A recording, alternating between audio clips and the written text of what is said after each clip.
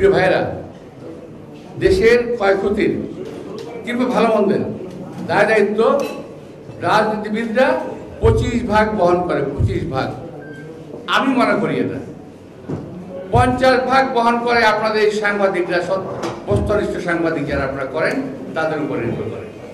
যদি আপনারা মিথ্যা সাংবাদিকতা না করেন, যদি আপনারা মানে কারো দ্বারা প্রভাবান্বিত না হয় সাংবাদিকতা না করেন, যদি সঠিক কথাটা বলেন, তাহলে দেশটা অনেক আগে বেড়ে যায়। আচ্ছা, আপনার সাংবাদিকতা বলেন তো, সাগর রুনি হত্যা মামলার কতদিন হলো? 7-8 বছর না বেশি? 13 বছর। 116 বার চার্জশিট পিছানো হয়েছে।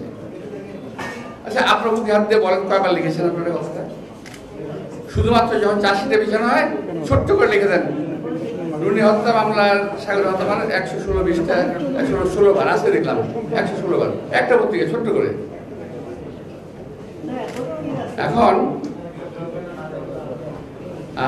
আপনারা যদি আর যদি বলি যে এই যে একটা মেয়ে পুরা দেশটাকে কাঁদিয়ে, পুরা দেশটাকে, পুরা জাতির বুকটাকে ছিন্ন ভিন্ন করে একটা মেয়ে চলে গেল গতকাল, আসিয়া। আমি তার আত্মার মাগফিরাত কামনা করছি।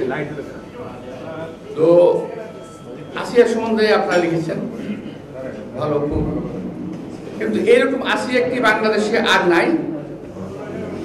কিংবা এই আসিয়ার চেয়ে করুন আর কোন ঘটনা নাই বাংলাদেশে? এই বাংলাদেশে তনু হত্যা হয় নাই, রেপ হয় নাই? এই বাংলাদেশে মুনিয়া রেপ হয় নাই? এই বাংলাদেশে আরো মহিলা রেপ হয় নাই? আপনারা লিখছেন না কেন? কেন লিখেন না?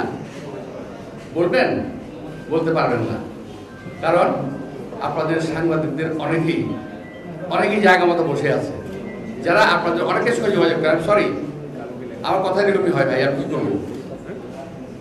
জায়গা মতো বসে আছে, জায়গা মতো, এবং ওখান থেকে অনেকের সঙ্গে যোগাযোগ করে, লেখা হয় না, লেখা হবেও না। আমরা সাংবাদিক আমরা কেন লিখি না যে অমুক অমুক ব্যবসায়ীর সঙ্গে অমুক অমুক রাজনৈতিক দলের সম্পর্ক রয়ে গেছে, আছে,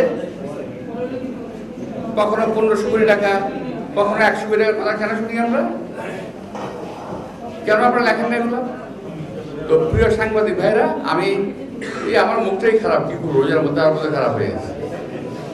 আমি ক্ষমা চেয়ে আমরা বলছি যে আপনাদের সাংবাদিকদের দায়িত্ব অনেক অনেক অনেক। নিজেকে এক ছোট্ট সাংবাদিক ভাবেন না।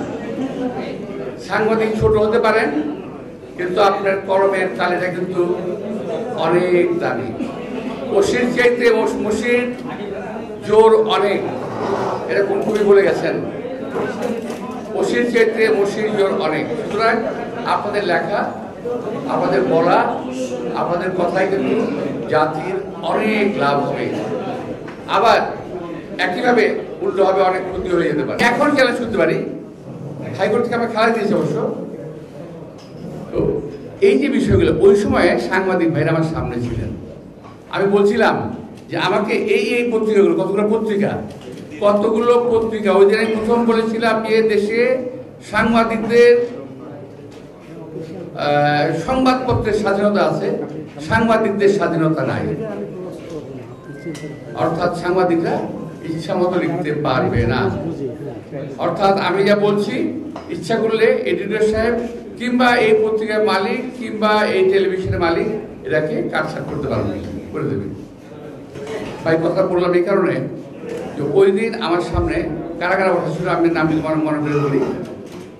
প্রথম আলো, ইনকিলাব, মানব জমিন, আজকের কাগজ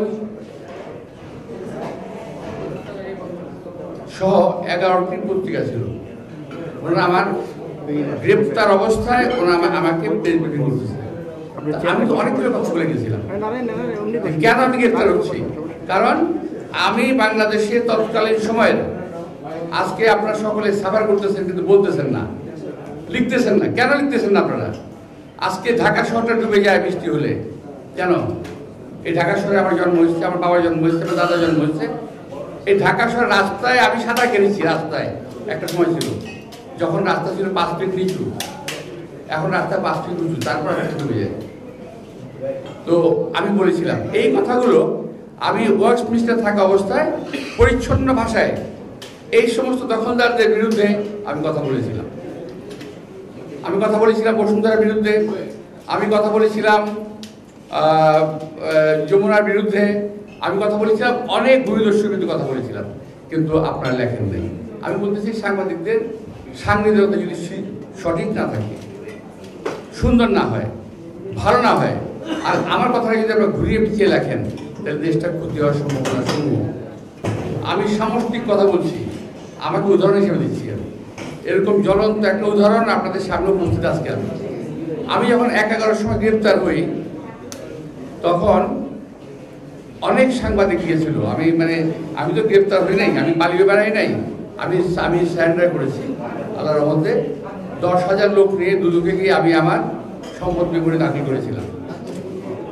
তো এই যে আমাকে সম্পদ বিবরণী দাখিল করতে হলো, খুব দুর্ভাগ্যজনক।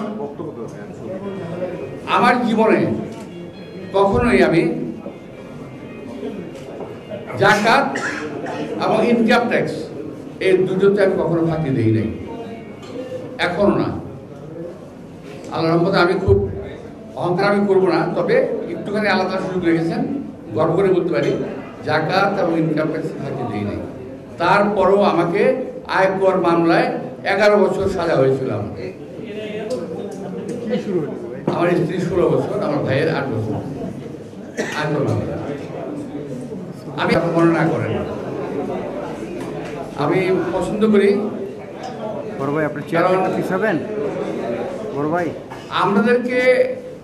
আমাদেরকে আপনারা চোখে আঙ্গুল দিয়ে দেখিয়ে দেন, কিংবা আমাদের সম্পর্কে আপনারা চোখে আঙ্গুল দিয়ে মানুষকে দেখিয়ে দেন।